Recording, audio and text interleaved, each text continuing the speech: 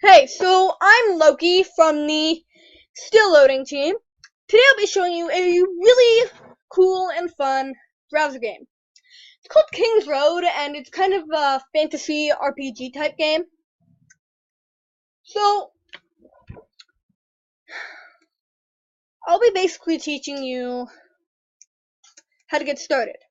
So, well, I'm a level 18 knight, but I will be able to show you an example by using a level 1 archer hero. So, once you get into King's Road, which you do by going on the website and just making a username, a password, entering your email, and you're good to go. So, I have my level 1 archer. Once I get in, I'll need to talk to Grizzle, and I can select a class. So I'll go back to my default hero, which is my knight. During the game, you can switch classes. See, so I'm a level 18 knight, but when I clicked here, I was still me and I still had all my items, but I was an archer, which means that really none of my items I would have been able to use. So your class will set how you fight. Examples are archers can really only fight range, they're not as effective close. Knights are especially good at fighting close, but they can use a couple skills to fight range. And wizards can kind of do both, although they do slightly less damage for both. Now, once I've selected my class, I can start the first level. So, in order to do that, I need to talk to Father Byron. He's the sage. So, and then I would click the only level available at the time, the hunting trail, the first level. So, I would play normal, and I'd start the adventure. So, at first you don't start with any skills. So, you simply walk along, and there are going to be some enemies that you're going to need to defeat. The first ones won't be as tough, but because I'm a higher level, the game does sort of improve difficulty every time I play it. So, you want to go through and basically defeat these guys. Some of them will drop items, most of them will just drop gold. You can slice open some barrels and crates if you want, because they can drop a bit of gold. So basically, you want to keep going until you find the boss of each level, which won't happen for a bit here, but it will happen pretty soon, considering this is the first level. So some of them will drop items, like this guy. He dropped an apple, which is food, so it'll heal. So basically you can kill him, more bandits will come, kill them. So then there's the boss of the level, Dirk Deadwood. Like, he's the boss of the first level. The trick with him is to just keep trying to, I mean, for me, I'm a knight, so I want to fight in close, which is good because he's an archer. You want to avoid the arrow storms, you want to get pretty far away, because even if you're outside the crosshair, sometimes they do still hurt you, and when they do, they stun you and knock you over. So, once you've defeated him, he'll drop a bunch of gold. The bosses later in the game will drop lock boxes, which will contain a variety of items. So, I would end the level and turn to 10. During the tutorial level, you unlock Sir Caleb,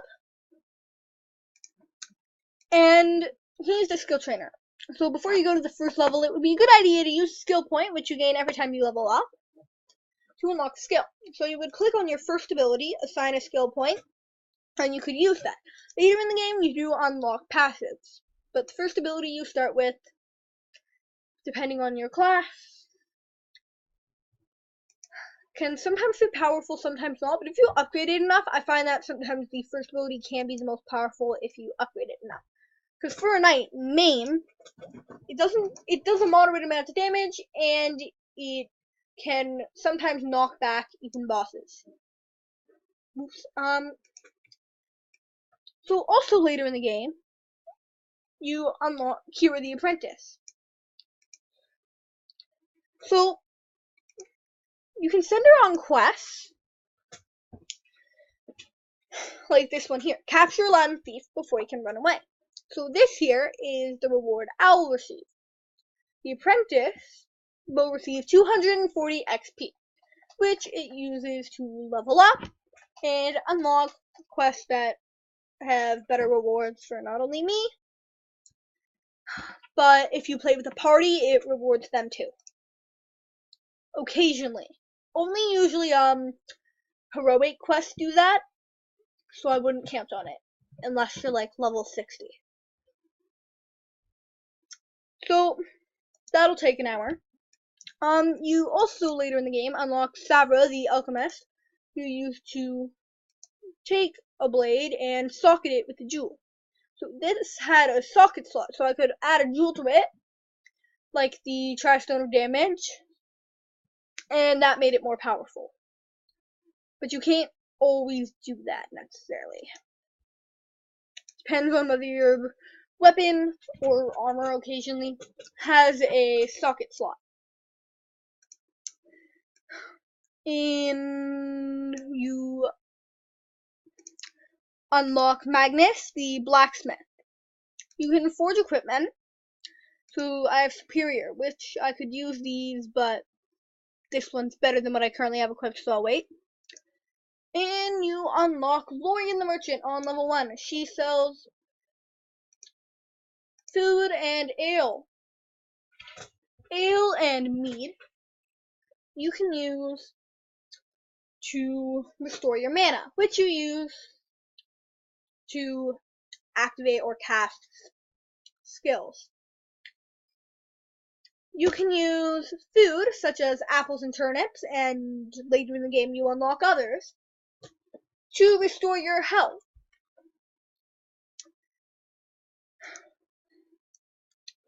So, while you're playing, you'll complete achievements, which you can use to collect some things. So, when I collected that reward, I got a actually pretty good jewel added to my inventory. So, to equip items, you simply click on it, and it adds it to the slot in place of the current weapon you have placed there. Although I'm going to put this back because it's better. So, once you've done that, you're going to want to keep playing the game. What I do, because I find that it levels me up faster, is I do each level. So, I usually try and play every level twice. I find that well, not twice, but until I get to the second mastery, which can take a while. Because I find that then I, one, level up a lot faster, which enables me to get better items, which make me stronger, and two, I like to see that as I play, how the game goes on. So this is a harder level, but it'll basically be like this. You'll usually face squadrons of enemies. So flag bearers, these little guys here, you unlock them on this level. This is the first level you see them. And basically what they do is, if they have a green flag, they increase the armor of all enemies in the area. And if they have a green flag, they heal enemies slowly in the area. So, this level is one of the later ones in the game. See, this is what I'm talking about. See how they all have blue shields? Until I kill that flag bearer, they're going to. There are knights here, which are kind of like brigands in the earlier levels, except they're tougher and much harder to kill. Normal soldiers are pretty easy to kill. See, they have goblets above their heads, and this guy's glowing green, which means that the flag bearer has health. So usually I could collect that item, but I don't need to, because I can tell by the color of it, which is gray, that it's a common item. And it's for an armor slot because it's a light tunic. But because I'm wearing superior armor, which I can show by going in my inventory and rolling over my armor, I don't really need it. So now that I come here, I'm gonna see the boss, the Siege Beast. I find that he's one of the hardest bosses, just generally for the fact that his blows are crushing, unless you have a lot of food and ale to restore your mana, especially food for your health, then you might die a lot. But the good thing in this game is you have 3 lives on every level. So I died there, but I get a free revive, and every time you revive, it does damage enemies in the area. Usually it would stun, but this boss just happens to be immune to both stun and knockback, which is kind of annoying. And he can rain down meteors occasionally. So, like I said, he's one of the heaviest hitters when you're talking about bosses. But when you defeat him, which I will do eventually once I revive myself, because the Siege Beast actually, for some of the bosses later in the game, doesn't have a lot of armor, but so once I've done this, I can. So he's got a lot of items here. None of them I really need, but I might as well collect the silver ring because I might be able to use it to, because I can use it to craft, and the reward lockbox.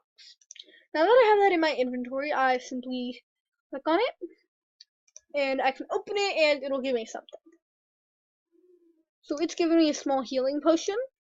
I don't usually use healing potions. I'm not sure why, I just prefer not to. Just gonna clear some inventory space by trashing some stuff I don't need. So now when I end the level, see, so my mastery fills up. When it reaches the next level, it will give me 5 gems. So the whole point of this game is to get to the last level and defeat Adamar, the leader of the evil kind of undead demonic shroud.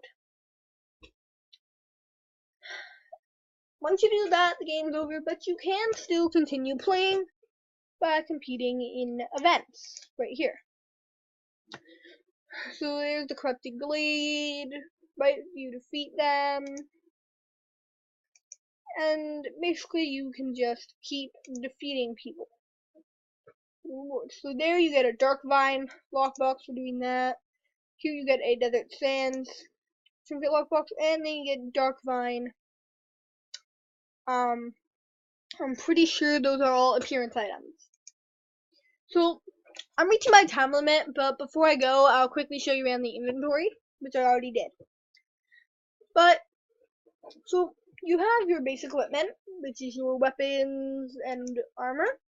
You have appearance, which are special items that you can kind of switch, that they will boost, and they will boost your armor and damage, but you can pick whether they're invisible on your character or what you have in your main equipment inventory is. And finally you have trinkets, which are things like charms, necklaces, and rings. So before I go, I just want to say that this is the first in a series of King's Road videos that I will be doing. Next video, I'll be showing how to get with a party, and I'll discuss the pros and cons of playing in a party. Because while it is helpful, it's also a bit annoying. So, if you haven't seen the other 2 videos, they aren't mine. They're from other Still Loading team members. Go check them out. And I'll see you next time.